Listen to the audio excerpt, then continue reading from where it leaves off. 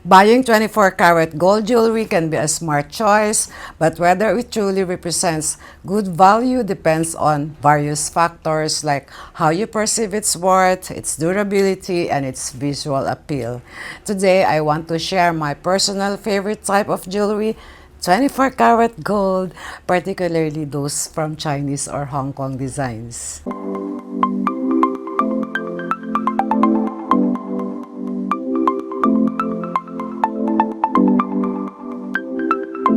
Hello everyone, welcome back to my channel. I hope you're all doing great today. But if you're new here, welcome. I'm MC and my passions include luxury fashion, beauty, and lifestyle.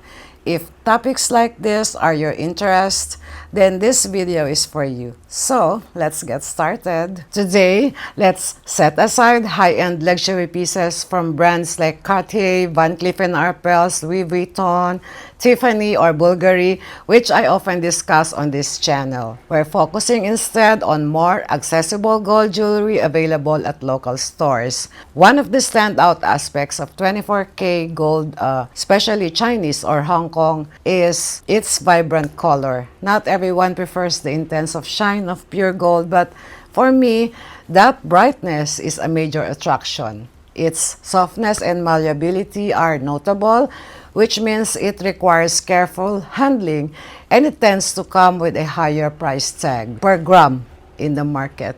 In just a moment, I will showcase some examples of 24K Chinese gold from my collection, including my recent purchase. But before that, let's dive into its pros and cons to help you determine if it's the right choice for your needs. Let's start with advantages of investing in 24-karat gold jewelry. Number 1, purity. 24K gold is the purest form of gold available, with a composition of 99.9% pure gold.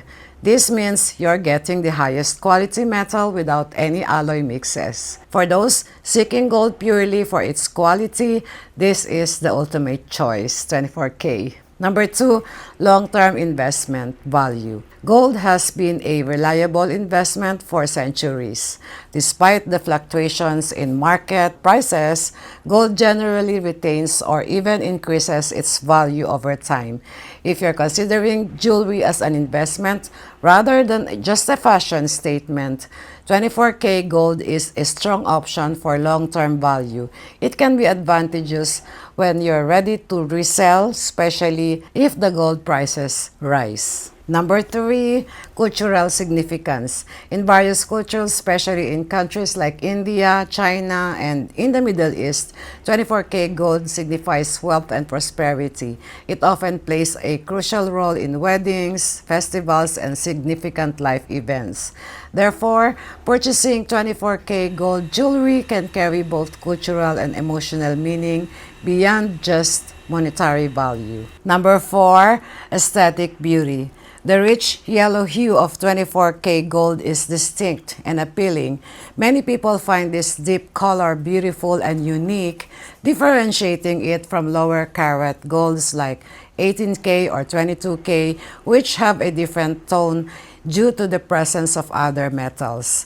So if you love the visual appeal of pure gold, 24K might be your best bet. However, along with these benefits, there are some downsides to consider, so let's go to the cons. Number 1, durability concerns.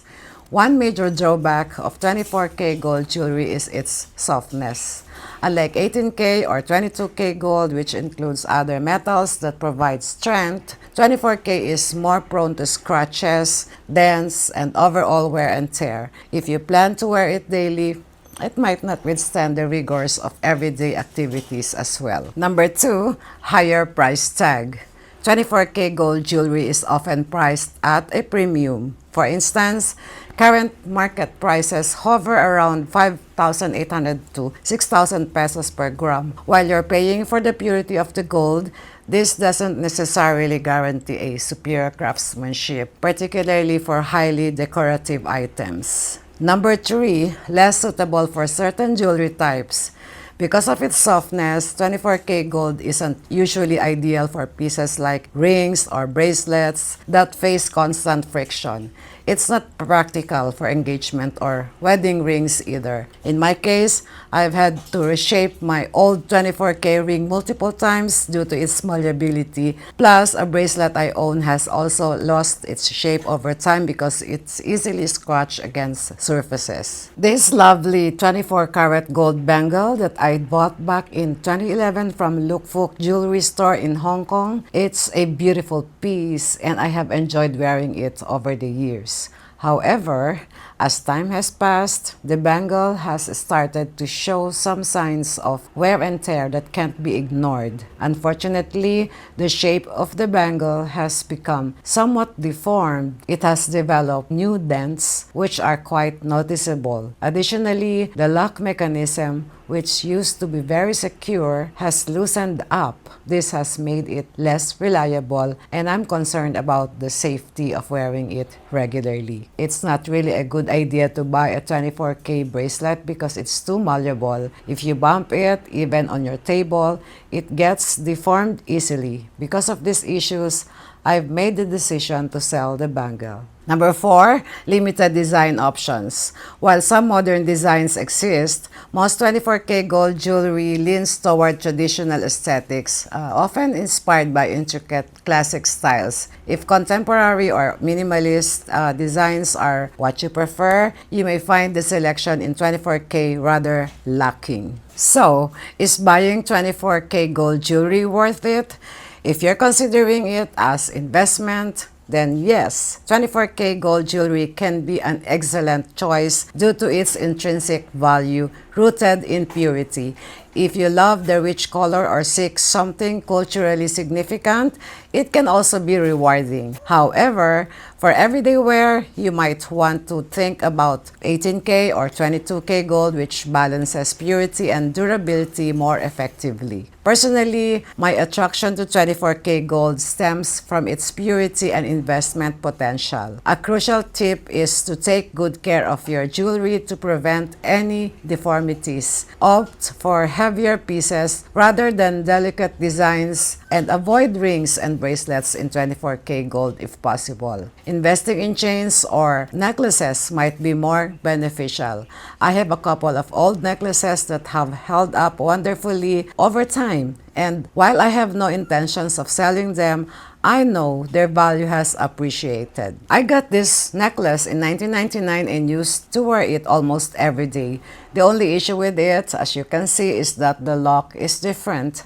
I had it replaced with another lock because the original one broke since it was a bit thin, but the chain itself never broke, which is good. This one is actually the distinctive lock design of Chinese gold jewelry. The trick is not to open and close the lock by pulling it apart.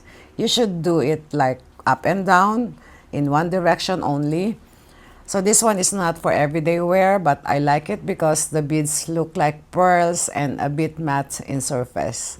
You know I love pearls so much. It's considered heavyweight as well because it's 55.6 grams. It's also pretty old. I bought it back in 2004. Old but definitely in very good condition. So 24K gold jewelry can last a long time, especially with certain designs like with necklaces. Now this is what I'm super excited about. My newest necklace, also in 24K, it's called Gold Ball and Cylinder Chain. I love this piece because it doesn't need a pendant, as you can see. The chain design is beautiful and it's perfect as a layering piece. The length is 18 inches, I believe.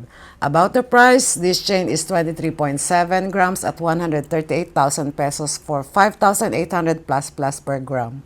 Another important tip I have is always buy by the gram instead of per piece. By gram is often more cost-effective and flexible option, especially for investment purposes. This has been known for a long time by experienced buyers. As for my bracelet, I may need to part with it soon to avoid any potential loss from wearing it out. I'll keep you posted on where and how much I decide to sell it for so you can get a better idea of the market. So ultimately, the decision to buy 24K gold jewelry is a personal one based on what you value most, be it pure investment or cultural significance.